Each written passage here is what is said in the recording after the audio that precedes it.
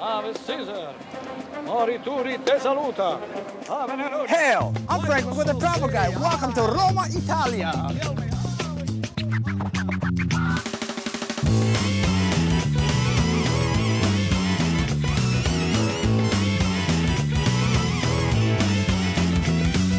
Come on now, there's a world out there and it's waiting to be explored. If you're craving an adventure, the Travel Guide's got what you're looking for. Sights, sounds, street to town, just take a look around. As you dream of paradise, there's advice we must bestow. Don't just pack your bags and hit the road, you gotta know before you go.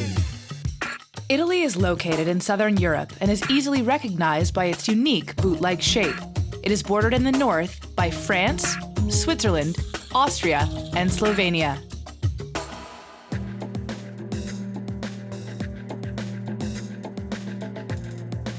The Roman Forum was first on my list. This place was the area that Rome was developed around. It was commerce central at the time and the place of justice, just like the courts of today. The grounds housed the ruins of various temples, which were built to honor the Roman gods of the time and powerful emperors of the Roman Empire. The Temple of Saturn, built to honor the god of agriculture, is believed to be the oldest surviving building in the Forum, dedicated around 498 BC. Spattered among the temples are also a few basilicas and magnificent arches built to commemorate one Roman victory or another. Walking along the Forum streets and seeing the massive columns that were once gigantic marvels of architecture was just fascinating. I took quite a lot of pictures of everything around me. The Forum is just one of those places that begs you to take pictures, and I did. Man, it was hard to leave, but just across the street was the most spectacular building in the Roman Empire, and I wanted to get a picture of that as well.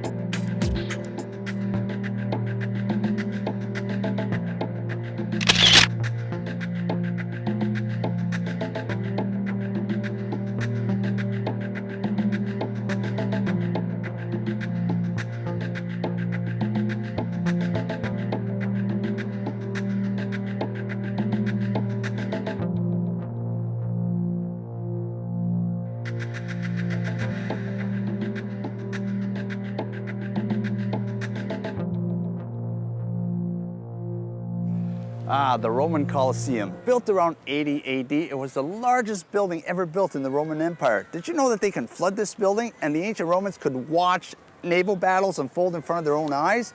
The naval battles soon gave way to the gladiators and all the other stories we've heard about the Colosseum. This is a magnificent building. Talk about a daunting structure, yet it's a masterpiece of art. We all know of the triumphs of those gladiators and the many other atrocities that took place in the Colosseum. Well, I had to let my mind wander a bit as I walked around the building, and you know, I almost could hear the frenzy and excitement of the crowds cheering inside. Hey, I wonder if they had peanut popcorn or soft drink vendors going up and down the aisles. A walk around the Colosseum is a journey through one of the world's most fascinating civilizations.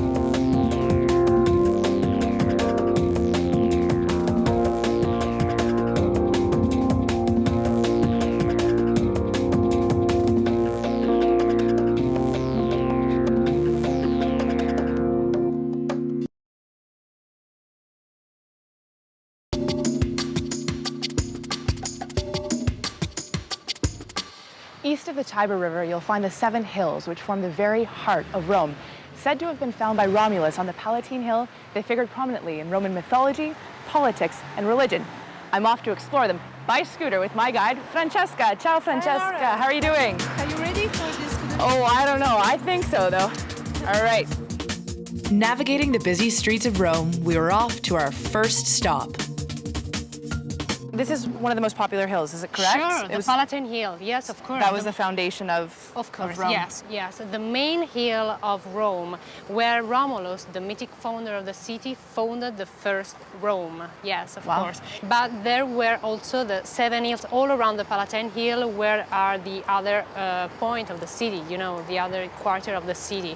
And the Italian archaeologists find 10 years ago on the Palatine Hill the traces of the first huts of the city. And now the remains that you can see in front of you are the remains of this imperial palace, used from Augustus, the first imperator, until the last Roman imperator. At our feet we have the Circus Maximus, the main circus in the antique Rome.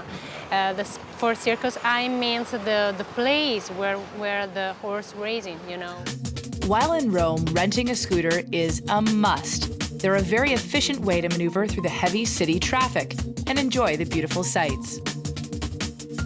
When I think of Seven Hills, I think of, you know, green rolling hills. Yeah. Why do they call this area the Seven Hills? But you have to think that the actual situation is very different from the antique situation, because the city lived in the same place for many, many centuries. So the green hill were transformed during this century.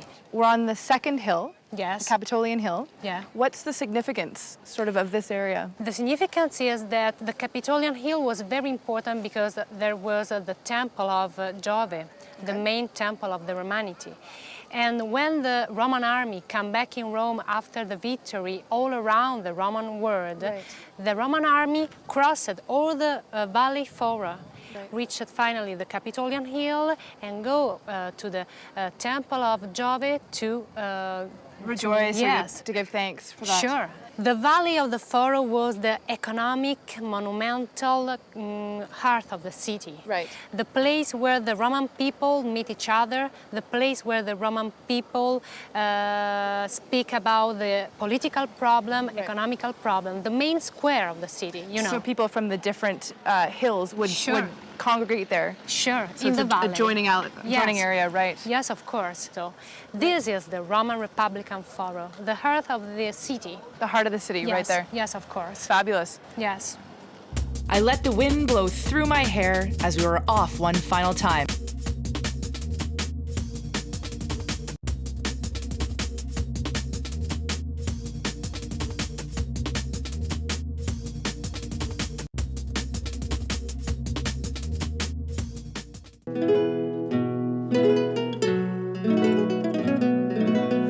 Ah, the pizza. A food the Italians perfected. It seems that every street corner in Rome has a pizzeria on it. This pizza looks good. And it looks so good that I want to learn how to make it. But before I do, I want to finish my pizza.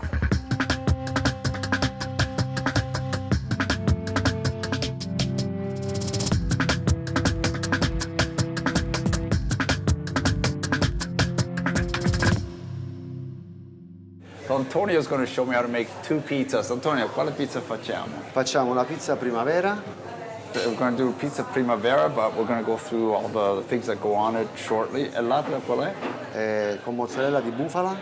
I said we're going to make a pizza mozzarella bufala, which I've never heard of before, but I'm really looking forward to making it. Allora, come si fa? For starters, Antonio flattened the dough so it will bake nice, thin, and crispy, just the way I like it. Yeah, I wanted to flip the dough, but he said quite simply, no. So I just stepped back and observed him.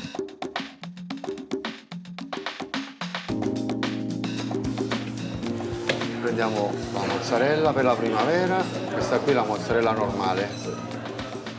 This is finely diced mozzarella. Eccola qua.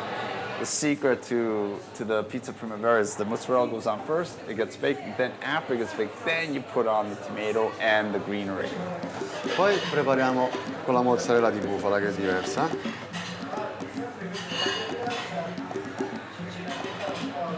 This is a different type of mozzarella for the mozzarella bufala pizza. Poi mettiamo il basilico. A little basil on it. E poi mettiamo il pomodorino fresco.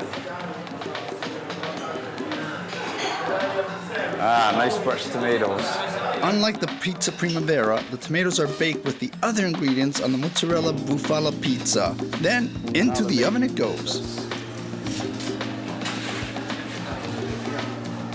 E quanto mi aspettate? 2 minutes. Oh, 2 minutes, and they're pretty much done.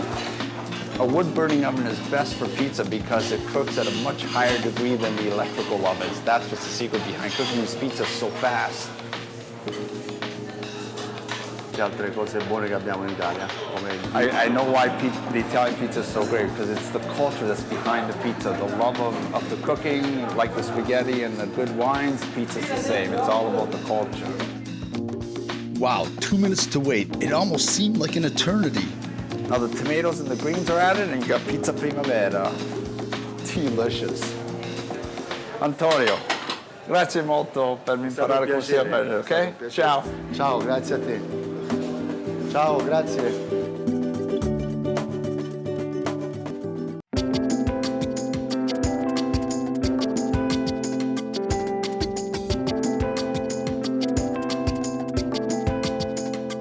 Southeast of Naples, you'll find one of Italy's most famous seaside playgrounds, La Costiera Amalfitana, the Amalfi Coast.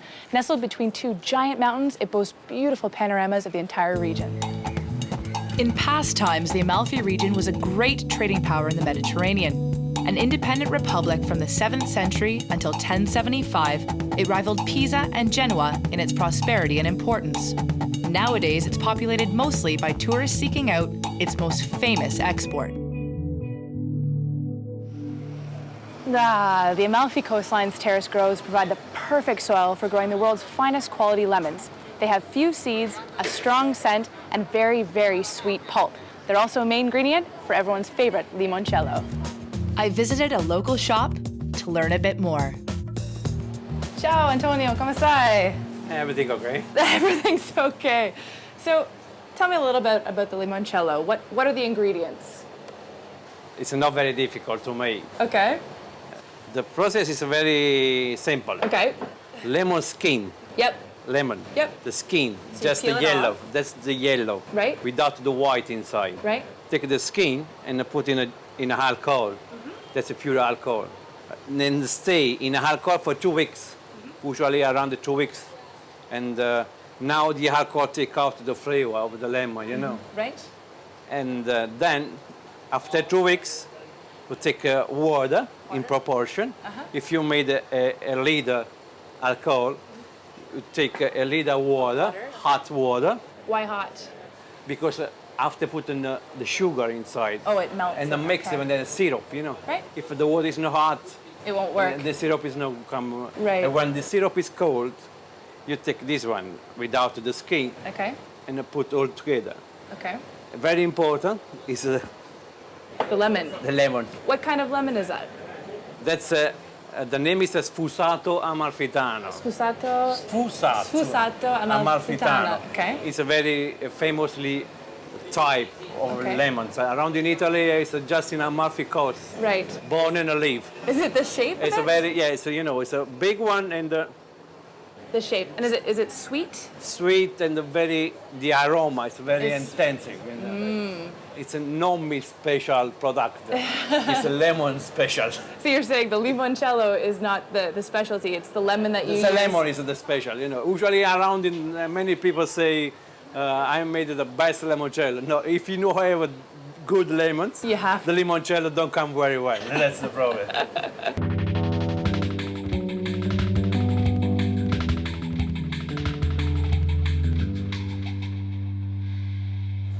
La Piazza d'Espagna. It's a great place to visit. Sit on a step, relax, have a bottle of water, cup of coffee, read a guidebook, or just people watch. No matter what, you'll blend in with everybody else, and it's a great place to visit. This place gets packed because it's where the locals and tourists like to hang out. This is where you'll truly see the world go by in front of your eyes.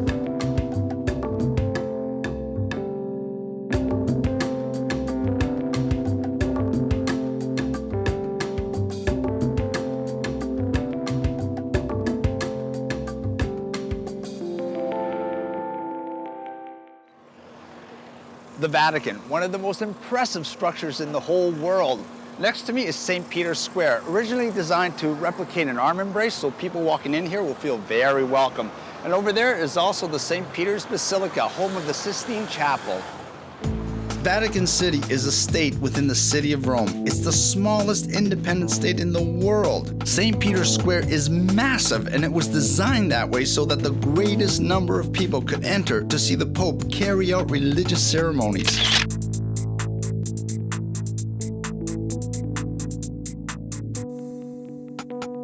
Looking around the square, I was amazed to see about 140 lifelike statues adorning the buildings. Not that I counted each one, but I sure took my share of pictures.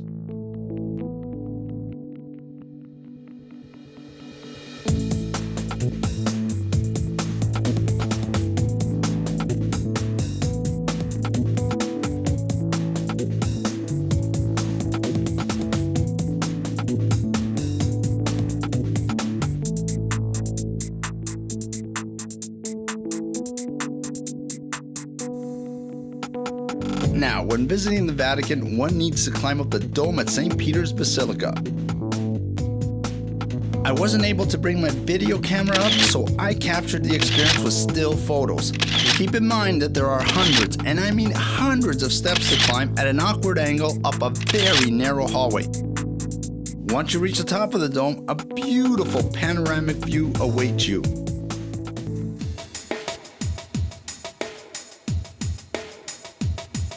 The Amalfi Coast is made up of 13 towns stretching along the road from the Gulf of Salerno to Naples.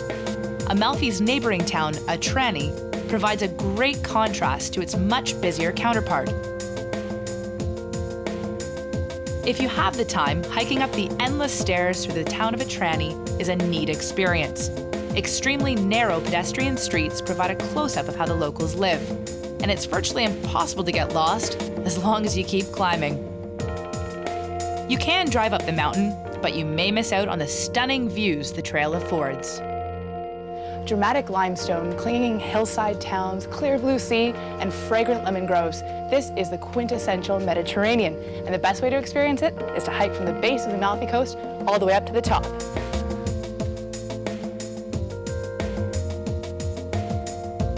The stairs eventually end high above the coast at the peaceful town of Ravello, which offers arguably the best views of the entire region.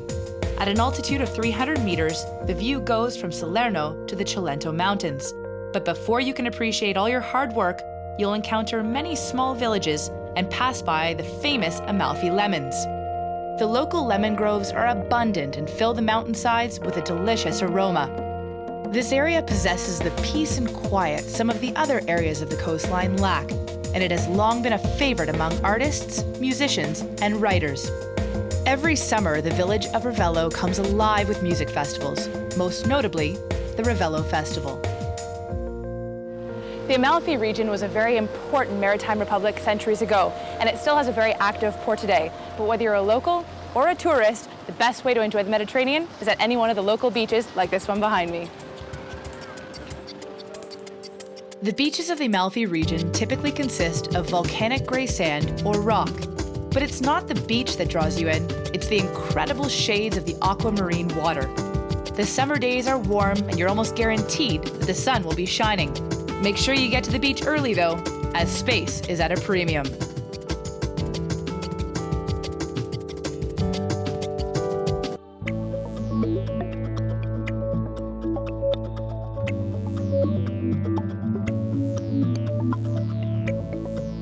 A visit to Rome would not be complete without checking out the magnificent fountains found all around the city. The fountains are the central focal point in any piazza and true masterpieces of sculpture. This is the Triton Fountain, created to honor the sea god. He is depicted as a merman, half man, half fish. It's amazing as you walk around the streets in Rome, it seems that at every corner there's this gorgeous fountain. By the way, they make great photo subjects because they don't move. This is the Fountain of the Old Boat, built to commemorate a terrible flood of the Piazza di Spagna in the late 15th century. Janiculum Hill is considered the 8th hill of Rome. Here, I discovered this beautiful 17th century fountain named Fontana dell'Acqua Paolo, or simply put, Paul's Water Fountain.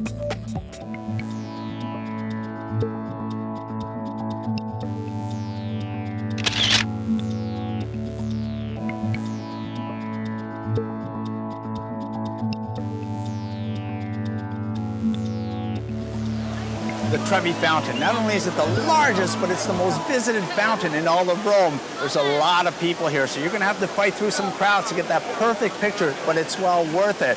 Now, tradition has it that if you throw a coin over your right shoulder, you're ensured to come back to Rome. And I want to come back. To find the Trevi Fountain, just look for the Trevi Square. The water that feeds the fountain is brought in by aqueduct from springs about 20 kilometers away. One of the sculptures immortalized in the fountain is that of Agrippa, the girl who, as legend has it, found the water source that feeds the Trevi Fountain. It's a masterpiece that draws millions of people. Many of them toss their coin in, hoping to return. By the way, a few thousand euros are tossed into the fountain each day. The coins are collected and then dispersed to charities.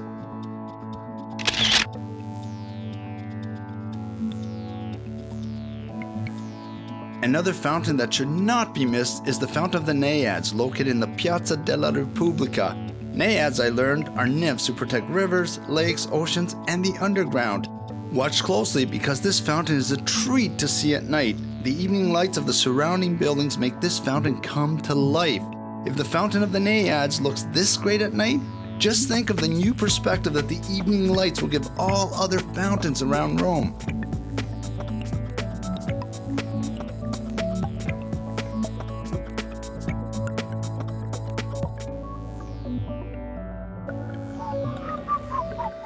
Oh, Signora, scusi, take my picture, please. Frank, I can't seem to get away from you. Lauren, how you doing? Not too bad, you? Great. I was in Rome and I got to see the famed Roman Colosseum. I went to all these piazzas, saw all these statues, and man, did I get to make some pizza. And I had a lot of it. No, really, I did, Yeah, I'm Lauren. really shocked. I had a great time in Rome as well. The scooters can be a little bit dicey in downtown Rome, but what a thrill ride. And the Amalfi Coast, that simply speaks for itself. It's so beautiful. Well, you know what, Lauren? It really pays to know before you go. Frank, look up. What? If you're visiting a local restaurant, check the menu closely because you may be charged a per-person sitting fee just for the privilege of eating there.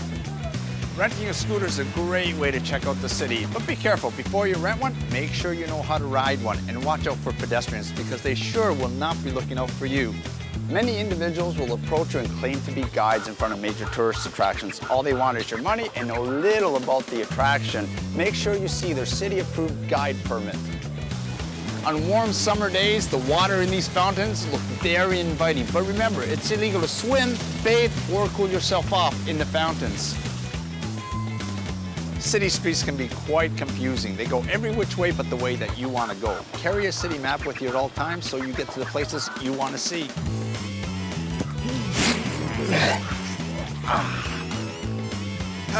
Lemons!